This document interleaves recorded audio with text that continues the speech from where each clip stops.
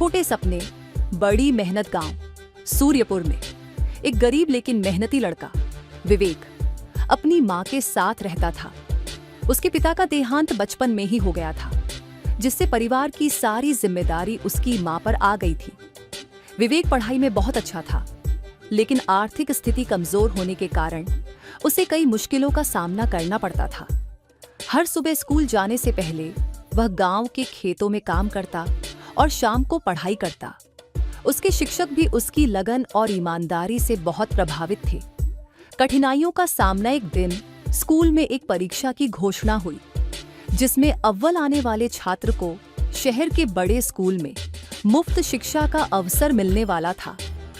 ये सुनकर विवेक बहुत उत्साहित हुआ, लेकिन उसके पास पढ़ाई के लिए न तो अच्छी किताबें थीं और न ही रात में पढ़ने के लिए पर्याप्त रोशनी। लेकिन उसने हार नहीं मानी। वह दिन में खेतों में काम करता और रात में गांव के मंदिर के दीपक के नीचे बैठकर पढ़ाई करता। उसकी मेहनत और लगन को देखकर गांव वाले भी उसकी मदद करने लगे। परीक्षा और परिणाम परीक्षा का दिन आ गया। विवेक ने पूरे आत्मविश्वास के साथ परीक्षा दी। कुछ दिनों बाद जब परिणाम आया तो पूरा गांव खुशी से झूम उठा। विवेक ने पूरे जिले में पहला स्थान प्राप्त किया था। उसकी मेहनत रंग लाई। अब उसे शहर के सबसे अच्छे स्कूल में पढ़ने का मौका मिला। लेकिन सबसे बड़ी खुशी यह थी कि उसकी मेहनत और संघर्ष की कहानी पूरे गांव के बच्चों के लिए प्रेरणा बन गई।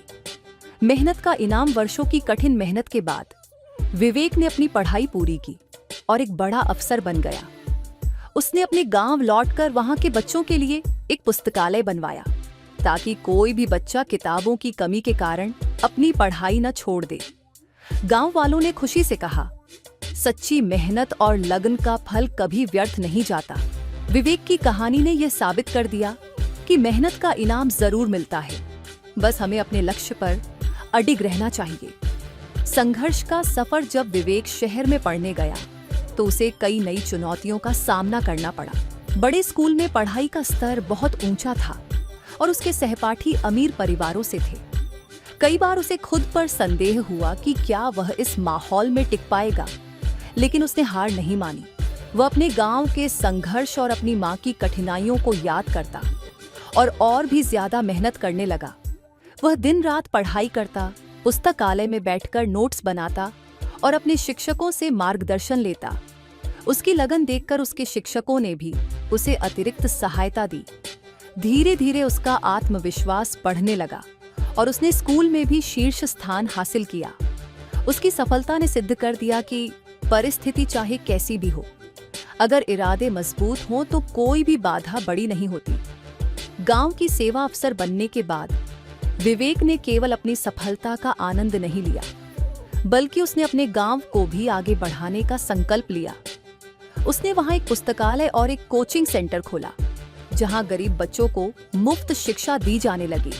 उसने किसानों के लिए नई तकनीकों पर जागरूकता अभियान चलाए, जिससे उनकी फसल की पैदावार बढ़ने लगी। धीरे धीरे गांव में गरीबी कम होने लगी और शिक्षा का स्तर बढ़ने लगा। इसके अलावा उसने गांव में एक छोटा अस्पताल भी बनवाया, जहां गरीब लोगों का मुफ्त इलाज होता था। विवेक ने सुनिश्चित किया कि गांव के लोग अच्छी स्वास्थ्य सेवाओं का लाभ उठा सके। मेहनत का असली आर्थिक दिन।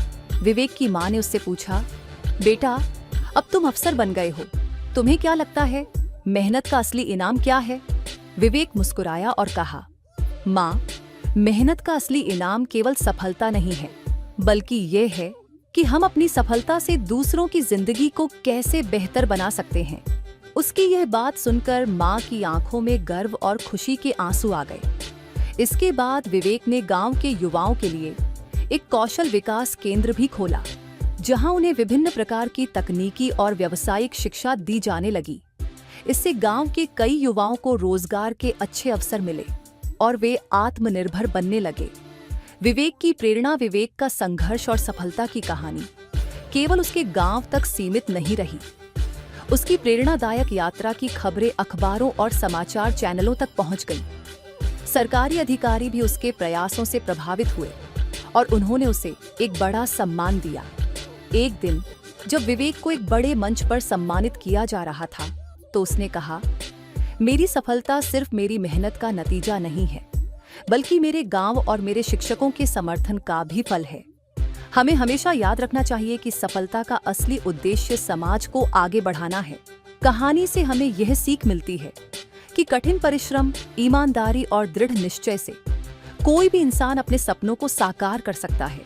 साथ ही असली सफलता वही है जो समाज और दूसरों की भलाई में काम आए।